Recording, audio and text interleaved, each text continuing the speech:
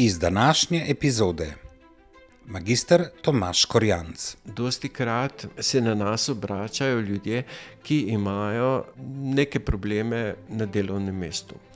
Poročajo o komunikacijah z nadrejenimi, vendar tukaj potem pride do enega problema, ker pa ne obstaja zapisa te komunikacije. In Eva Cankar Farkaš. Predlagamo vedno, da čim bolj jasno napišejo, kaj se jim je zgodilo, na podlagi katere njihove osebne okoliščine oni sodijo, da so bili slabše obravnavani, da opišejo potek dogodkov, priložijo morebitna dokazila, če jih imajo, če z njimi razpolagajo, in čim več podrobnosti si želimo, čim več stvari, ki jih mi lahko potem v postopku preverjamo pri domnevnem kršitelju.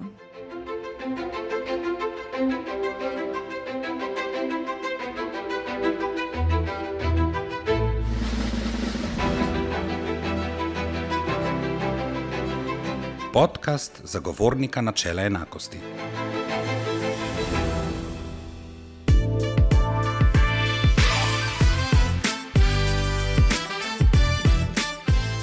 Dober dan, dobrodošli in dobrodošli v novi epizodi podcasta zagovornika načela enakosti, osrednjega neodvisnega državnega organa za varstvo pred diskriminacijo.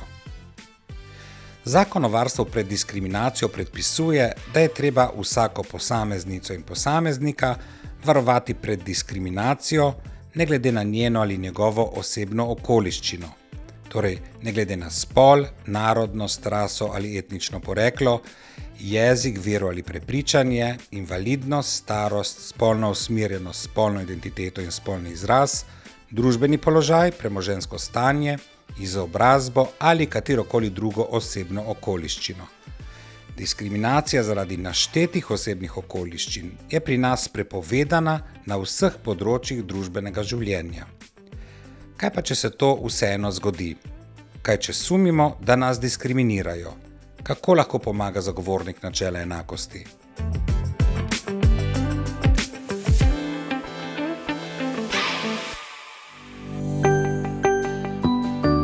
ABC varstva pred diskriminacijo.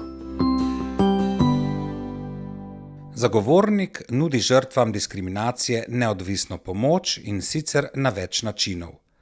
Eden od njih je informiranje in svetovanje. Tako določa Zakon o varstvu pred diskriminacijo ali na kratko ZVARD. Torej, ko sumite, da ste bili diskriminirani, da vas je nekdo neupravičeno slabše obravnaval zaradi na primer vaše starosti, invalidnosti, zdravstvenega stanja, starševstva, vere, spolne usmerjenosti ali kakšne druge osebne okoliščine, lahko pokličete ali pišete zagovorniku načela enakosti. Kdaj je to smiselno storiti, nam bo povedal svetovalec pri zagovorniku, magister Tomaž Škorjanc. Na zagovornika načela enakosti se je smiselno obrniti zmeraj, kadar ima človek občutek, da je diskriminiran. In kako poteka ta prvi stik svetovalcem zagovornika? Kaj lahko recimo ljudje pričakujejo, ko pokličejo na to brezplačno telefonsko številko ali pa pošljajo mail, elektronsko pošto? No, če se zdaj osredotočiva za začetek recimo na telefonski klic, po eni strani najprej pač neko varnost, varni prostor, čeprav tukaj gre za telefon, pa vendar, nek varni prostor, kjer lahko pove svoje dileme, probleme, domneve, kjer se lahko izrazi v svojem jeziku, kjer bo človek, oseba, moški, ženska, kdorkoli pač se že obrne, deležen podpore, razumevanja in pomoči. Kjer bo deležen tudi ne nazadnje nekih brezplačnih pravnih nasvetov, katere seveda pridobimo od kolegov, ki so pravniki. Na drugi strani pa potem to elektronsko, kjer na po nekem prvem dopisu, ki ga od človeka dobimo, pogledamo, ali so jasno podane informacije, da bi lahko zadevo v tej ali drugačni obliki obravnavali, bodisi v svetovanju, bodisi naprej v pač oceni, ne, oziroma postopku. Zdaj, raziskave pri zagovorniku že vrsto let kažejo, da se malo ljudi odloča, ko doživlja diskriminacijo ali pa misli, da jo doživlja, da ukrepa na tako aktiven način, da pokliče in poišče pomoč pri neodvisnem državnem organu. Velikokrat je strah, da bi prišlo do povračilnih ukrepov ali pa da se itak nič ne bo spremenilo. Je možno recimo poklicati in ostati anonimen ali je potrebno že na začetku dati vse osebne podatke? Ne, seveda, anonimnost se spoštuje. Ne? Če človek izrazi željo potem, da ostane anonimen, bo ostal anonimen. V tem primeru je morda malo težje potem delati, če bi šlo za naprej, ne, za neke postopke. V prvi vrsti gre tukaj za zasledovanje volje uporabnika oziroma človeka, ki pokliče. V nič se ga ne sili, v nič se ga ne prepričuje, ničesar se ne naredi mimo njegove volje. Vse zgolj in le z njegovim strinjanjem in odločitvami, potrebami, željami. Se moramo na tak telefonski klic za svetovanje pripraviti, moramo zbrati kakšne dokumente, kakšna dokazila, si moramo kaj zapisati, moramo zgodbo si obnoviti. Kako se recimo pripravimo na ta telefonski klic? Ali kar pokličemo, ko sumimo? Jaz osebno bi rekel, da je najboljše kar spontano, ne? Dvigni telefon in poklicati. In potem v nadaljevanju se tak izkaže, kaj je potrebno, kaj ni potrebno, kdaj so potrebni dokumenti, kateri dokumenti so potrebni. Najbolj važen je ta začetek, ne? Da se človek odloči, da človek pokliče, potem pa bo že s podporo in pomočjo svetovalcev opravil postopek in pač vse potrebno, ne? Ampak pač ta prvi korak, ne? Da zdaj ali ostane anonimen, ali se predstavi, ali si mogoče tudi izmisli ime, si vseeno, ne? Ampak da se vzpostavi odnos, ki potem lahko pomeni neko ugodno rešitev zadeve. Kakšni so možni izidi svetovanja? Kaj, če posumite, da je bila stranka diskriminirana? Kako gre naprej? V tem primeru se jo spodbudi, da poda predlog za oceno diskriminatornosti. Jasno, tukaj, ne, pri takem predlogu bi stojimo ob strani, da če se odloči, da ga ustrezno sestavi, priloži pač čim več. Ne, tukaj pa zdaj pridejo ti dokumenti upoštev, ne, čim več zbranega dokaznega materiala in se potem naslovi na pravni oddelek, kjer steče postopek. Ni pa nujno, ne, lahko je na videz sicer nedolžna zadeva, pa se izkaže, da je diskriminacija ali pa obratno, ne. Zato je morda dobro, ko človek doživlja nekaj, za kar misli, da je diskriminacija, tudi zbirati neke dokaze. Ja. Recimo katere? Dostikrat se na nas obračajo ljudje, ki imajo neke probleme na delovnem mestu. Poročajo o komunikacijah z nadrejenimi, vendar tukaj potem pride do enega problema, ker pa ne obstaja zapisa te komunikacije, ne. Je zelo fajn, kadar gre za recimo dopisovanje, ravno elektronsko, ne, z nadrejenim ali pa z nekom, ne, da je to, ker na besede si rekel, nisem rekel, ne, je težko potem presojati, ne. Če vi torej v tem pogovoru ali več njih, ali pa tudi ob srečanjih ali pa ob dopisovanjih posumite, da je šlo za neko diskriminacijo, svetovalci posumite, spodbudite stranko oziroma uporabnika, uporabnico, da poda predlog za ugotavljanje diskriminatornosti ravnanja. Tako? vodite osebo čez ta, pomagate pri tem pisanju in podprete, Ja, potem pa zadeva preide v pravni oddelek, tako. kjer pravni svetovalci vodijo postopek ugotavljanja diskriminatornosti ravnanja. Tako. Kaj pa, če ob teh razgovorih ugotovite, da ne gre za elemente diskriminacije, da je nekaj drugega? Kaj naredite v takem primeru? Za tako ugotovitvijo seveda osebo seznanimo, tudi povemo, recimo, da gre pač za neko ravnanje, ki sicer ni v redu, ni pa diskriminatorno. Morda osebo usmerimo na neko drugo pomoč, organizacijo, kjer bi mogoče za to svojo težavo dobila odgovor ali pa bila, obravnavana, kakorkoli. Zelo, zelo se trudimo, da najdemo nek odgovor, da usmerimo, da tukaj pomagamo, kar se tega tiče, da se človeka usmeri, če se dejansko izkaže, ni v okviru naše pristojnosti, da ne ostane pred vrati na cesti, ampak da vseeno dobi neko informacijo, kam se lahko obrne, kaj bi morda bilo ustrezno zanjo, kje reševati odprto vprašanje in tako naprej. In koliko časa ponavadi traja tak postopek svetovanja? Koliko stane? Absolutno je to zastonj. To je najbolj važna zadeva, tako kot so vsa naša pravna svetovanja, oziroma pravni nasveti, to je vse zastonj. Koliko pa traje, je pa zelo odvisno od uporabnika, od osebe, od primera. Lahko torej za konec rečeva, če sumite, da se vam dogaja diskriminacija, da vas slabše obravnavajo za to, kar ste, pokličete svetovanje zagovornika načela enakosti. Kateri kanali so odprti? To je brezplačna telefonska številka, potem je tudi seveda elektronski naslov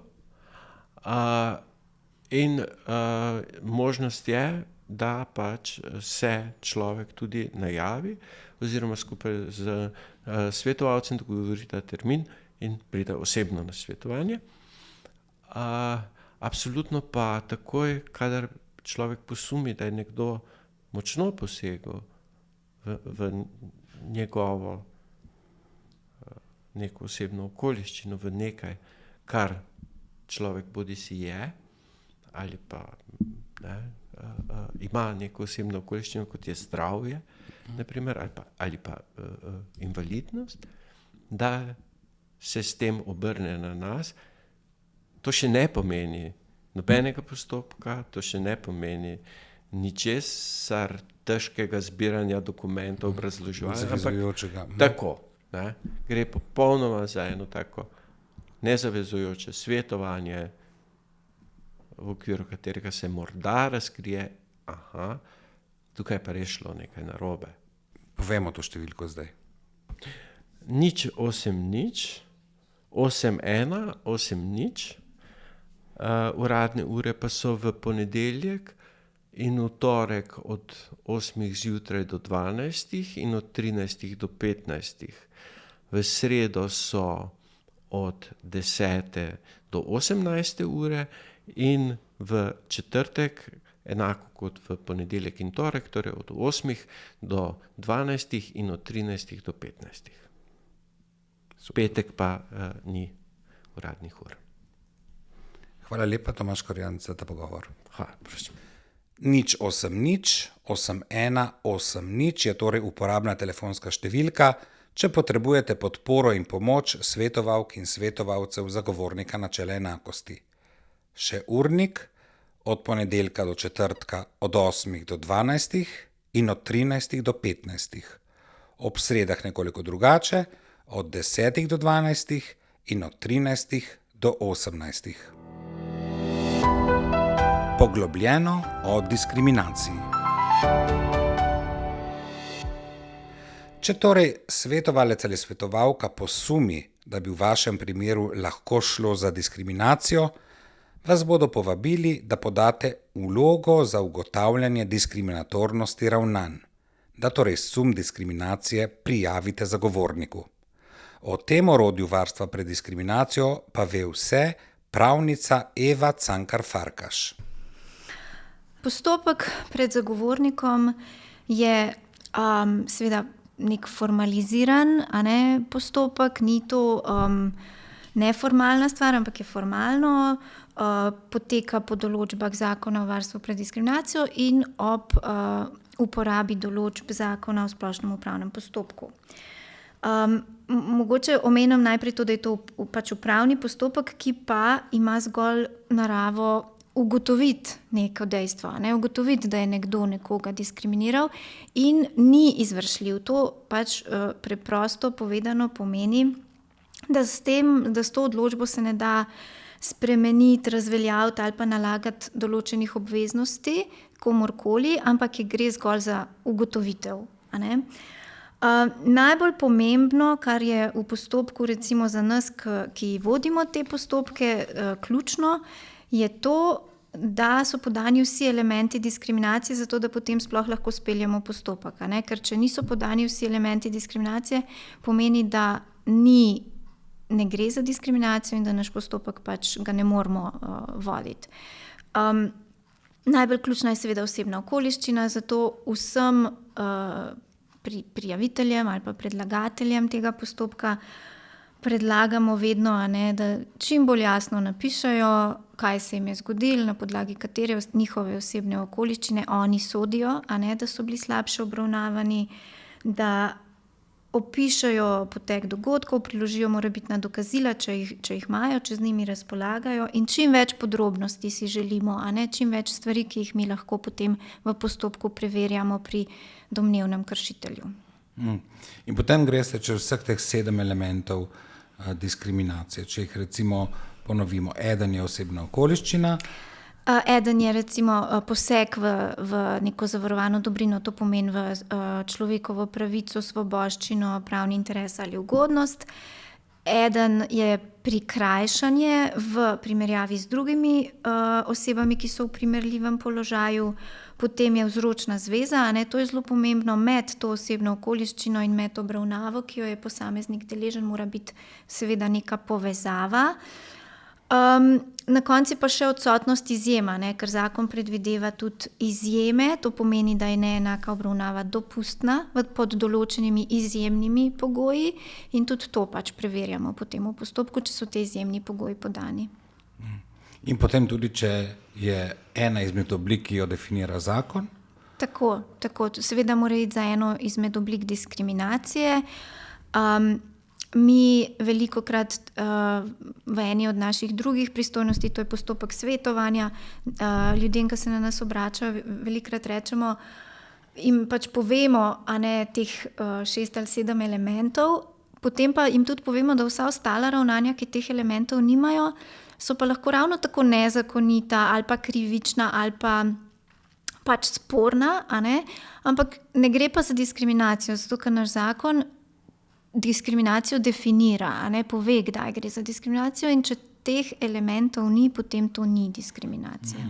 Kot vedno rečemo, je ta zakonska, pravna definicija diskriminacije nekoliko ožja od tega našega širšega razumevanja neenakega obravnavanja diskriminacije. Tako, ja, točno tako. Pač morajo biti podani ti elementi, zato da mi lahko to ugotavljamo, sicer pa naslovimo ljudi na kakšne druge pristojne organe, če jih poznamo. In mora se zgoditi diskriminacija na nekem področju družbenega življenja? Tako, ja, tudi to je pomembno. Zagovornik ne more posegati v neka zelo strogo zasebna razmerja, recimo družinska, prijateljska, recimo v relaciji medsosedskih razmerij in tako. Tam naša pristojnost je končana. Mi smo pristojni za ukrepanje, če pride do diskriminacije na področju družbenega življenja, torej ne zgolj ne zasebnega. Kaj mora vsebovati neka dobra prijava diskriminacije, da poteče ta postopek tekoče, da jo vzamete v obravnavo. Pa mogoče katere so najpogostejše napake, ki jih ljudje naredijo v prijavi diskriminacije? Ja, vedeti moramo, da v postopku ugotavljanja diskriminacije se obravnava konkretni primer, torej en konkretni primer diskriminacije, ki se je nekomu zgodil. To pomeni, da mora biti nek časoven in historičen, pa tudi krajevno opredeljen dogodek. Mora biti opisan in to seveda čim bolj natančno, čim bolj podrobno. Če obstajajo, lahko predlagatelj navede priče, lahko predloži listine, razne izjave in tako naprej. Mi vedno rečemo, čim bolj jasno in natančno naj se opiše, kaj se je zgodilo, s čim več podrobnostmi. Seveda mora pa prijava vsebovati ene določene obvezne sestavine, ki so v zakonu predvidene. Če prijava teh sestavin nima, je nekako nepopolna in potem mi predlagatelja v postopku pozivamo, naj to še dopolni. Te sestavine so to so pač te ključne sestavine, brez katerih mi ne moremo. Kdo je v bistvu sploh predlagatelj, torej ime ali pa firmo ali pa drug naziv predlagatelja, naslov stalnega prebivališča oziroma sedež. Kdo je povzročitelj, kdo je pač na drugi strani, kdo je povzročitelj diskriminacije, kaj se je zgodilo tukaj v okviru te točke, je zelo pomemben opis okoliščin, navedba imen in kontaktnih podatkov morebitnih prič, recimo kako je prišlo do tega, kdo je bil zraven, pač celoten opis, podroben opis dogodka, potem pa še kontaktni podatki predlagatelja in lastnoročni podpis predlagatelja. To je zdaj seveda v primeru, če predlagatelj ne želi ostati anonimen, o tem pa lahko še kaj kasneje poveva. Najpogostejše napake bi pa rekla, zelo velikokrat opažamo, da so te navedbe, ki jih ljudje nam pošljajo presplošne, prepavšalne, mogoče v parih stavkih nekaj povejo, ampak ne konkretizirajo. Včasih se zgodi, da niti kršitelja ne opredelijo in mi take predloge težko obravnavamo oziroma potem pozivamo ljudi, naj to dopolnijo v tem delu. To je mogoče najpogostejša napaka v smislu splošne prepavšalne prijave. Morda ljudje diskriminacijo tudi razumejo preširoko? Ja, zagotovo, zato ker se tudi velikokrat zgodi, da nekdo nekaj zazna kot krivično ali pa, tako bom rekla, nepravično, nekaj, kar se ne bi smelo zgoditi, žaljivo, tudi, ampak ko pa v to bolj globoko not pogledamo, pa vidimo, da niso izpolnjeni pač te elementi diskriminacije in mi takrat potem seveda ne moramo voditi postopka ugotavljanja, ampak poskušamo ljudem na druge načine pomagati, torej s svetovanjem, na koga naj se obrnejo, kaj naj naredijo. Ponavadi je prijava diskriminacije nekaj, kar sledi svetovanju. Ljudje, ko pokličejo na zagovornika, načeloma velikokrat najprej pokličejo na svetovanje in tam tudi lahko dobijo navodila, kako prijaviti diskriminacijo. Ja, seveda, ljudje imajo vedno možnost se obrniti na naše svetovalce in že tam dobijo velikokrat kakšne usmeritve, navodila, tudi to, kako naj pravilno izpolnijo predlog, zato da bo potem ta predlog čim lažje oziroma čim bolj učinkovito lahko se bo ga čim lažje obravnavalo potem v postopku. Tako da zagotovo, če niste sigurni, če ne veste, zagotovo prva pot je, da se obrnete na nas pisno ali po telefonu in dobite te prve usmeritve, prvi odgovor.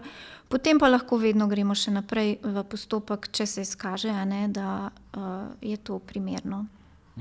In katere dokaze, ki vam prineso ljudje, najbolj upoštevate? Kaj lahko ljudje predložijo? Zdaj, dokazi, ki jih ljudje predložijo, so različni in tudi uradna oseba mora upoštevati, v skladu z zakonom o splošnem upravnem postopku, vse kot dokaz, kar je primerno za ugotavljanje stanja stvari. To pomeni vse, s čimer se lahko karkoli dokazuje, moraš upoštevati kot dokaz. Nimamo nekega zaprtega kroga dokazov. Tako da vse je lahko dokaz, lahko je to elektronsko sporočilo, lahko je to, ne vem, izpis iz telefona v smislu SMS sporočila, lahko je izjava, lahko je navedba priče, ki je bila takrat prisotna, ne? Karkoli. Ne? Potem je pa v bistvu v okviru načela, tako imenovanega načela proste presoje dokazov, ne? Je pa potem na uradni osebi, ki ta postopek vodi, da te dokaze pretehta in pač ocenijo vrednoti, kaj je verodostojno in zakaj. Ne? In toliko dolgo mora to delati uradna oseba, da pride do enega prepričanja o tem, kaj se je resnično in dejansko zgodilo. Ko vi začnete postopek ugotavljanja diskriminatornosti ravnanja, torej ugotavljanja diskriminacije, velja obrnjeno dokazno breme. Kaj to pomeni? Ja, v zakonu o varstvu pred diskriminacijo je pač uzakonjen ta institut, obrnjeno dokazno breme. To pa pomeni, ne, da ko ena diskriminirana oseba izkaže domnevo, da je bila kršena prepoved diskriminacije, je potem na domnevnem kršitelju, da dokazuje, da to ni res. Torej, on mora potem dokazovati, da tisto, česar ga tako po domače rečeno nekdo obtožuje, da to ne drži.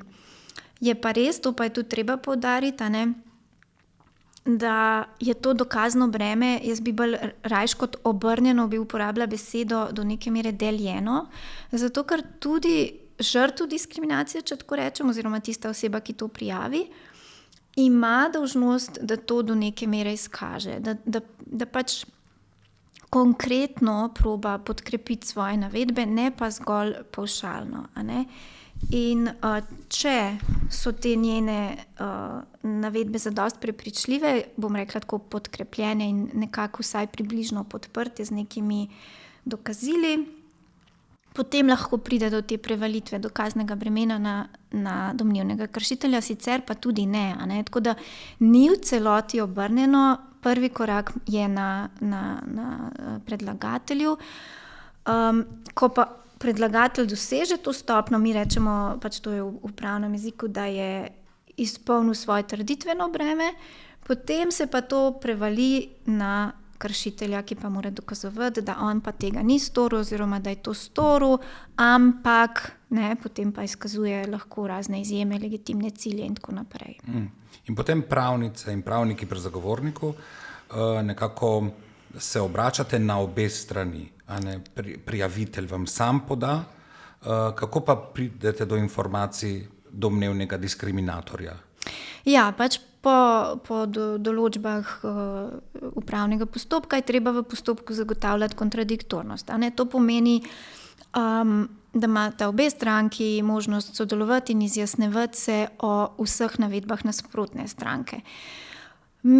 Predlagatelj ponavadi že sam predlaga oziroma navede svoje navedbe, potem pa postopek teče tako, da se zagovornik obrne na domnevnega kršitelja s poizvedbo, kjer preveri, ali te navedbe držijo, oziroma ga pozove, da naj pač pove svoje videnje dogodkov, da naj pač priloži, kar ima v zvezi s tem, da naj dokazuje, tudi ga seznani seveda z obrnjenim dokaznim bremenom. Če zagovornik tekom postopka ugotovi, da bi tudi kakšne druge pravne osebe, državni organi, nosilci javnih pooblastil ali tudi fizične osebe razpolagale z nekimi podatki, ki bi koristili za razjasnitev tega dejanskega stanja, se lahko obrača tudi na njih. V zakonu imamo to podlago. Tudi osebne podatke lahko pridobivamo, ker zakon izrecno reče, da tudi osebne podatke lahko zahtevamo, pri čemer pa ne morejo te osebe, na katere se obrnemo, brezplačno to posredovati. Mi se večkrat obračamo seveda tudi na druge osebe in od njih pač jih prosimo za podatke in moram reči, da v praksi to kar v redu poteka, zaenkrat še nismo imeli težav s tem in tudi, če so te osebe recimo domnevni kršitelji, mi je pa seveda tudi v interesu, da to predložijo, pa se potem na ta način skušajo razbremeniti. Je pa res, da v zakonu pa ni sankcije, če pa nekdo tega ne predloži oziroma ne upošteva zaprosila zagovornika za podatke, zakon nima sankcije, ampak kot sem rekla, do sedaj v praksi ne opažamo veliko težav v zvezi s tem, ljudje so kooperativni. Kako pa prijavitelj sodeluje v postopku, ali lahko prinaša nove dokaze, lahko vpogleda v spis, lahko pride na razgovor? Kot sva rekla na začetku, to je formaliziran postopek, to je upravni postopek v skladu z določbami zakona v splošnem upravnem postopku, tako da prijavitelj je stranka v tem postopku in pač veljajo vse določbe tega zakona za stranke. Tako da ta zadnja opcija, ki si je omenil, da prihaja na razgovor v postopku, ne, zato ker to, če se odvija nek razgovor pred organom, ki mora objektivno in nepristransko odločiti, potem mora biti prisotna vsaj tudi nasprotna stranka oziroma mora to biti potem po določbah ZUP-a, kot soočenje, kot zaslišanje prič, kot pridobivanje izjav stranke in tako naprej. Neki neformalni razgovori v tem delu niso več na mestu, pač jih tudi zagovornik ne more več izvajati. Medtem ko pa stranka, tako predlagatelj kot tudi kršitelj, pa lahko ves čas postopka vpogledata v spis, to pravico ima daj zakon, lahko ves čas postopka tudi predložita neke nove dokaze. Res je, da samo do takrat, ko zagovornik odloči, potem ne več, pa tudi recimo, če ti že na začetku ne predložiš dokaza, s katerim si razpolagal, moraš potem nekako utemeljevati, zakaj ga nisi že prej predložil. Ampak to so pač pravne določbe, ki jih potem mi tekom postopka vse pač pregledamo in pogledamo. In ko vse preučite, ko preizprašate obe strani, napišete nek dokument, ki ga date v izjasnitev obema stranema, preden dokončno odločite? Ja, to je naša praksa v skladu z eno določbo zakona o splošnem upravnem postopku, ki določa, da na koncu pred odločitvijo mora organ seznaniti obe stranki z uspehom dokazovanja. Mi to razumemo tako, da potem, ko smo že pridobili toliko informacij, toliko dokazov, toliko navedb strani obeh strank, da smo recimo že sposobni odločati oziroma da že imamo dovolj materiala za odločitev, da s tem tudi s tem, v katero smer bi odločili, če bi odločali takrat, seznanimo obe stranki. Temu mi rečemo poziv za izjasnitev pred izdajo odločbe in seveda tudi takrat imata še obe stranki možnost karkoli navesti, nasprotovati, dati kakšen nov dokaz in tako naprej. To še ni odločba, to je samo nekako lahko zadnji ali pa tudi ne zadnji, ampak večkrat zadnji dokument pred izdajo odločbe. In glede na to, da postopek ni enostaven, da so najbrž nekateri roki, ki jih predvideva zakon o upravnem postopku, vse skupaj ni ravno hitro. Ja, to je res. Naš postopek kar terja en čas, se trudimo stvari čim hitreje zaključiti, zato ker je to tudi najbolj koristno za recimo diskriminirano osebo, da se stvari razjasnijo hitro potem, ko so se zgodile. Ali smo pri tem uspešni ali ne, vedno tudi ne. Zagovornik ima tudi kar veliko teh predlogov dobi in v skladu z našim poslovnikom moramo predloge obravnavati po vrstnem redu, pač tako, kot so prišli k nam. Tako da včasih ni možno vsega takoj in hitro, se pa pač trudimo, da bi to naredili čim prej. Včasih je pa tako tudi, da recimo predlog, ki ga dobimo, se nanaša na eno dejanje, ki je bilo pred 2 letoma ali pa pač na eno oddaljeno dejanje. Tako da ni pravila, kakšne stvari potekajo precej hitro, kakšne pa tudi mora malo počakati. Pomaga pa, če so stranke kooperativne in hitro odgovarjajo. Seveda, ja, to je pa ključno, ker tudi, če se stranka, tako kot sva prej govorila, pravilo obrnjenega dokaznega bremena, ko enkrat predpostaviva, da je pač predlagatelj izpolnil svoje trditveno breme, kršitelj je potem uspel se razbremeniti in potem je pač ta teža dokazovanja ponovno na predlagatelju. In če ta je v tisti točki ali pa v tisti točki naprej neodziven, potem zagovornik nekako nima več možnosti, kot da recimo pritrdi kršitelju. A ne? Ampak to je vse odvisno od konkretnih primerov, no, to ne moramo tako na pamet. Dobro. In na koncu postopka je odločba. Tako. Kaj se potem zgodi s to odločbo? Ja, to je pravna odločba, ugotovitvena, kot sva prej rekla. Recimo ljudje včasih zmotno mislijo, da zdaj, ko bojo imeli v rokah našo odločbo, da so bili diskriminirani. Recimo v delovnopravni spor, vzamem to za primer, da so bili recimo diskriminirani v postopku zaposlovanja. Recimo zagovornik je ugotovil, da se jim je zgodila diskriminacija oziroma da jih je delodajalec diskriminiral v postopku zaposlovanja. In ljudje zmotno potem mislijo, da jim bo ta odločba zagovornika dala podlago, da jih delodajalec na tej podlagi zaposli. To žal ne, take moči in narave naša odločba nima. Za take stvari morajo ljudje še vedno iti pred delovnopravno sodišče, ampak je pa ta naša odločba lahko pomembno dejstvo ali pa pomemben dokaz ravno v teh recimo sodnih postopkih.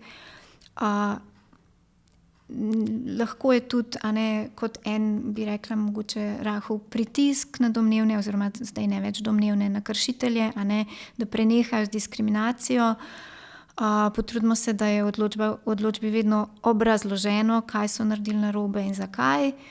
In je lahko tudi tako, ima naravo preprečevanja diskriminacije za naprej. Lahko se kršitelj že na osnovi te odločbe sam odloči, da preneha diskriminirati in uredi zadeve z osebo, ki je prijavila diskriminacijo. Ne rabi vedno oseba iti na sodišče. Ne, seveda, ja.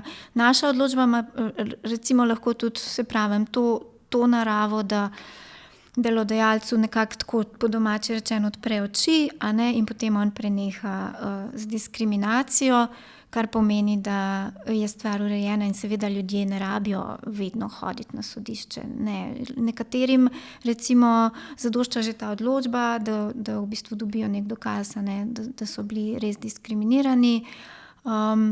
Nekateri se pa seveda odločijo tudi pol za sodne postopke. Nekatere odločbe pa oziroma primere pa predate potem inšpekciji. Ja, nekako po našem zakonu o varstvu pred diskriminacijo zagovornik ni prekrškovni organ, kar pomeni, da ko mi ugotovimo kršitev, kot sva rekla prej, je to ugotovitvena odločba, ne moramo potem speljati prekrškovnega postopka oziroma ne moramo potem sankcionirati kršiteljev za te v bistvu prekrške.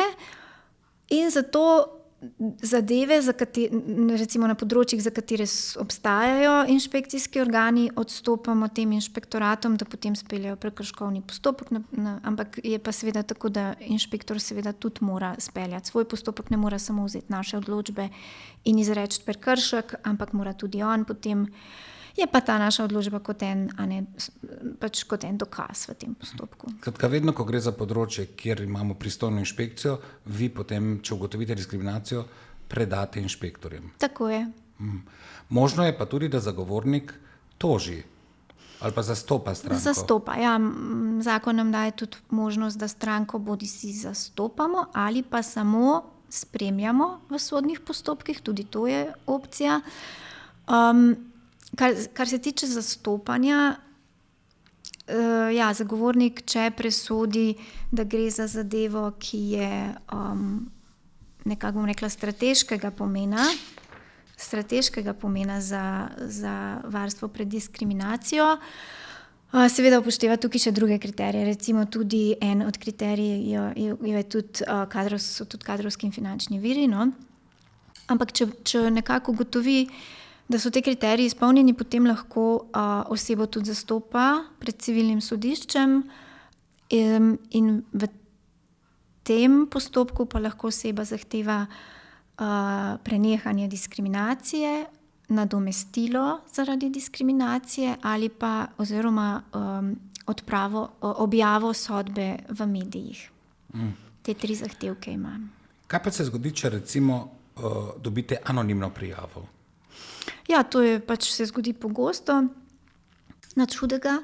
Mi v tem primeru lahko vodimo postopek po uradni dolžnosti, to ni več potem postopek na predlog, kot je bil prej, ko smo imeli pred sabo predlog konkretne osebe, ampak vodimo postopek po uradni dolžnosti in se obračamo, pač imamo samo eno stranko v tem primeru, to je v bistvu samo kršitelj in se obračamo samo na njega. Če oseba ne želi razkriti svoje identitete, je pač to legitimno, je to njena odločitev.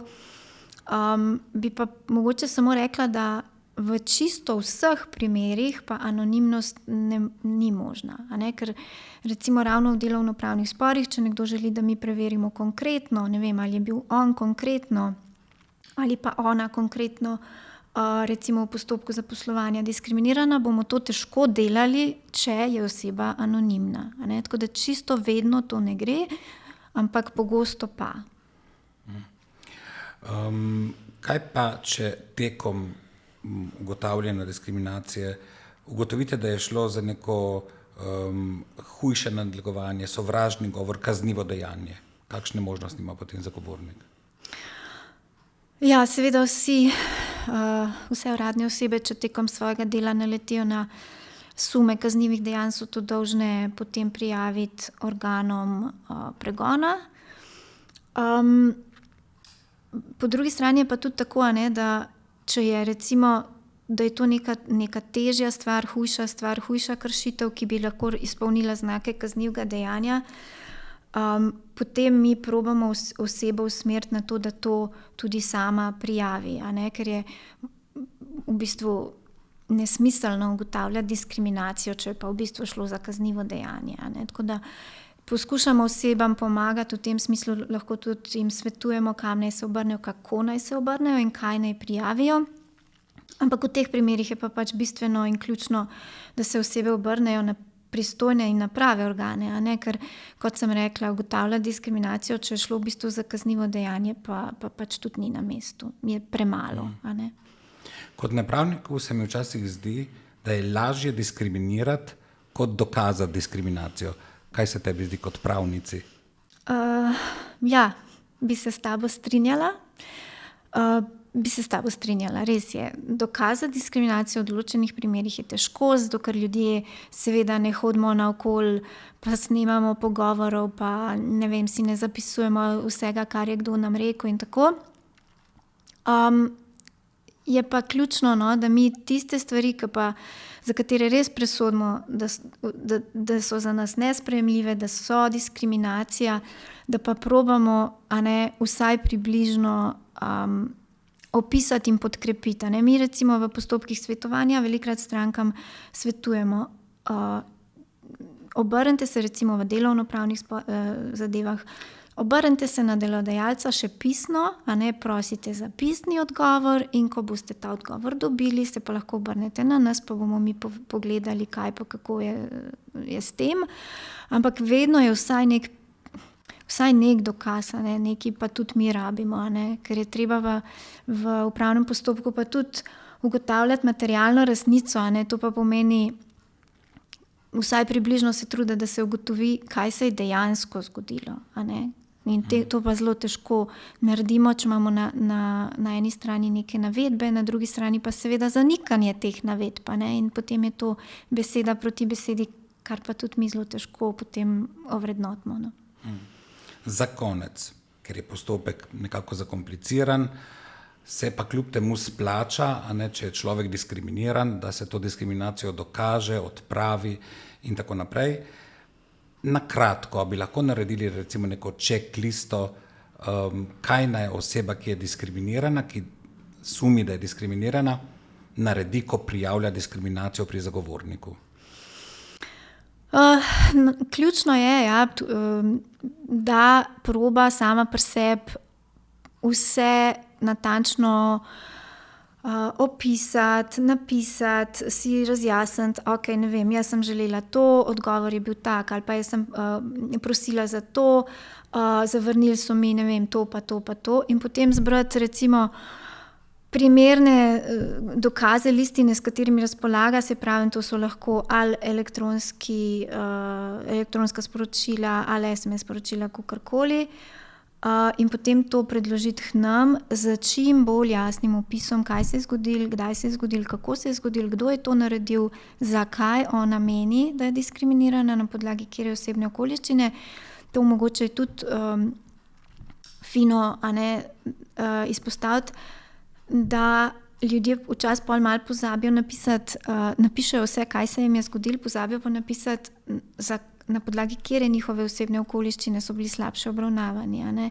To je tudi ključno. Tako da, predvsem je pa to, če ste pa v dilemi, če so pa ljudje v dilemi, pa lahko vedno k nam pokličejo, pa bomo skupaj šli čez te točke, ki jih oni morajo, in če bomo že mi recimo v pogovoru z ljudmi videli, da ni podana vsaj ena ali pa tudi več osebnih okoliščin, in bomo že mi rekli, da ne gre za diskriminacijo.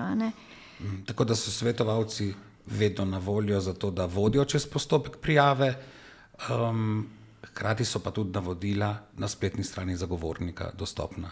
Res je, ja, tam je pa še tudi s primeri podkrepljene oblike diskriminacije, osebne okoliščine. Ljudje se lahko informirajo na naši spletni strani o vsem, praktično.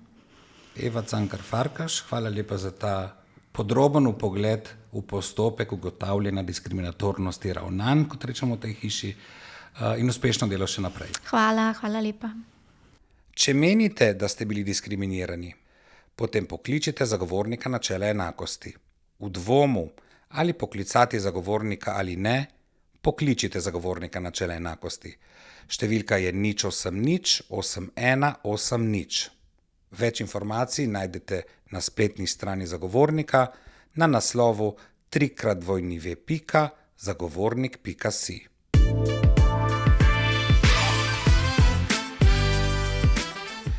To je bila 14. epizoda podcasta Zagovornika načela enakosti. Z vami smo bili magister Tomaž Korjanc, Eva Cankar Farkaš in Mitja Blažič. Vabljeni, da naš podcast spremljate tudi v prihodnje, najdete nas na vseh platformah za pretočne vsebine, ne pozabite nam slediti tudi na družbenih omrežjih Facebook, Instagram, LinkedIn, lahko nam tudi pišete na podcast@zagovornik-rs.si. Kmalu se spet slišimo.